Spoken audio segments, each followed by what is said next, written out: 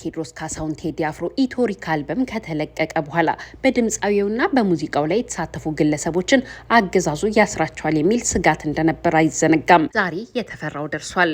የድምፃዊ ቴዎድሮስ ካሳሁን ቴዲ አፍሮ የረጅም ዘመን የቅርብ ወዳጅና የዘወትር የስቱዲዮ አጋሩ የሆነው የሱፍ ያሲን ዛሬ በፌዴራል ፖሊሶች በቁጥጥር ስር መዋሉን ቤተሰቦችን ዋቢ አድርጎ የዜና ምንጫችን ዘግቧል።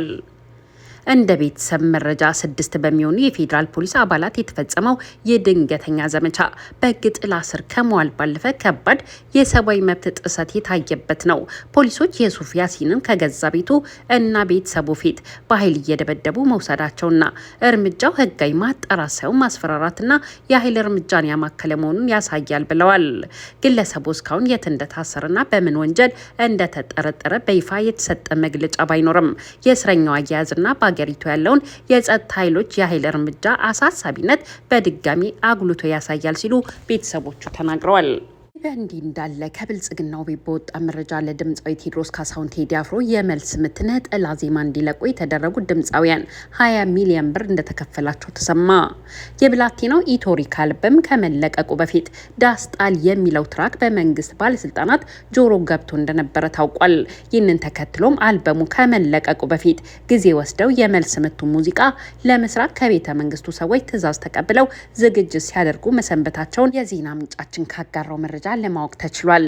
በዚህም ለሁለቱ ድምፃውያን የ20 ሚሊዮን የኢትዮጵያ ብር እንዲከፍሉ የታዘዙት ባለስልጣንም ታውቀዋል። ፍያውን የፈጸሙት ያደታ ጁነዲን ወይም ደግሞ ሙራድ በሚል ስማቸው የሚታወቁት ባለሀብት ስለመሆናቸውም ተሰምቷል። ድምፃዊ ቴዎድሮስ ካሳሁን ቴዲ አፍሮ ይዞ ስለወጣው ዳስጣል ትራክ አስቀድሞ መረጃ የደረሰው የጠቅላይ ሚኒስትሩ ቢሮ ለዳስጣል ምላሽ እንዲዘጋጅ ያዘዙትም ራሳቸው ጠቅላይ ሚኒስትሩ ስለመሆናቸውም የዜና ምንጫችን አክሎ ዘግቧል። ወጪውን የሸፈኑት ባለሀብት የብልጽግና ሰው ከዚህ ቀደም አንድ አዲስ አውቶቡስ በ19 ሚሊዮን ብር ገዝቼ አቀረብኩ ብለው መነጋገሪያ የነበሩ ግለሰብ ናቸው መባሉንም የዜና ምንጫችን ዘግቧል። ድምፃዊ ቴዎድሮስ ካሳሁን ቴዲ አፍሮ የሀገር መሞት የሚገልጸውና ኢትዮጵያ ከወደቀችበት ልትነሳ እንደሚገባ ዳስጣል አንሳው ብሎ ማቀንቀኑ ኢትዮጵያ ድቅድቅ ጨለማ ውስጥ ሆናለች ብሎ ካዜመ በኋላ በአንድ ፍርድ ገምድል ዳኛ እኛ ለምን እንለያያለን እያለ በሙዚቃው መላውን ኢትዮጵያዊ ከጠየቀ በኋላ የብልጽግና አገዛዝ መረበሽ ውስጥ መግባቱን አሳይቷል። በዚህም በአዲስ አበባ ያገኛቸውን የብላቴናው ሙዚቃ ሲሰሙ ያሰራቸውን ወጣቶች በሽብር ወንጀል ጠርጥሬያቸዋለሁ ብሎ ያሰረ ሲሆን ፕሮፓጋንዳውንም በዚያው ልክ ቀጥሎበታል። በውጭ ሀገርና በሀገር ቤት በሚኖሩ የሚዲያ ሰራዊቱ በኩል እንደዚሁም ራሳቸው ጠቅላይ ሚኒስትሩና ምክትል ጠቅላይ ሚኒስትሩን ጨምሮ በሚያደርጓቸው ንግግሮች የብላቴናውን ዘፈን ለማጣጣል ከመለፈፋቸው ባሻገር በኦሮምኛ ዘፈን እንዲዘፈንና መልስ እንዲሰጥም አድርገዋል። የዳስጣል ትራክ ምላሽ ነጠላ ዜማ እንዲለቁ ትዕዛዝ የተሰጣቸው ደግሞ ገላና ጋሩምሳና ዮሳን ጌታውን የተባሉ የኦሮምኛ ሙዚቃ አቀንቃኞች ሲሆኑ ለእያንዳንዳቸው 10 ሚሊዮን ብር በድምሩ 20 ሚሊዮን ብር እንደተከፈላቸውም ተሰምቷል።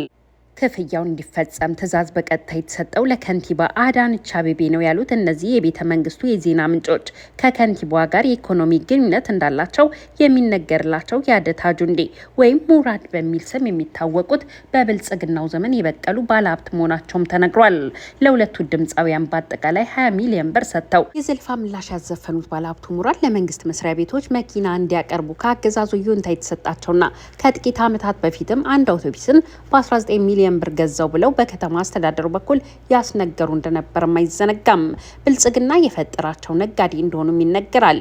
በ19 ሚሊዮን ብር ተገዛ የተባለው አውቶቡስ ከመደበኛ ዋጋው በ10 እጥፍ የበዛ እንደነበረና በወቅቱ መነጋገሪያ ሆኖ እንደነበር አይዘነጋም።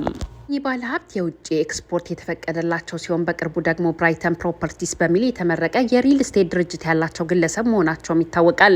ግለሰቡ በእንግሊዝ ሀገር በስደተኝነት ሲኖሩ የነበሩና በብልጽግና ሰዎች ወደ ኢትዮጵያ እንዲገቡ ተደርገው በተለይም ከከንቲባዋ ጋር በተለያዩ የንግድ ዘርፎች ላይ በጋራ የሚሰሩ የሚነግዱ በጥቂት ዓመታት ውስጥም ቢሊዮነር የሆኑ የአገዛዙ ወዳጅ እንደሆኑ መረጃው አክሎ ገልጿል። ግለሰቡ አሁን ደግሞ የህዝብን ችግር የሀገርን ውድቀት በሙዚቃው አስተጋቡ ቷል ለተባለለት የቴዲ አፍሮ ዳስጣል ምላሽ በሚል ለተዘፈነው ዘፈን ስፖንሰር ሆነዋል።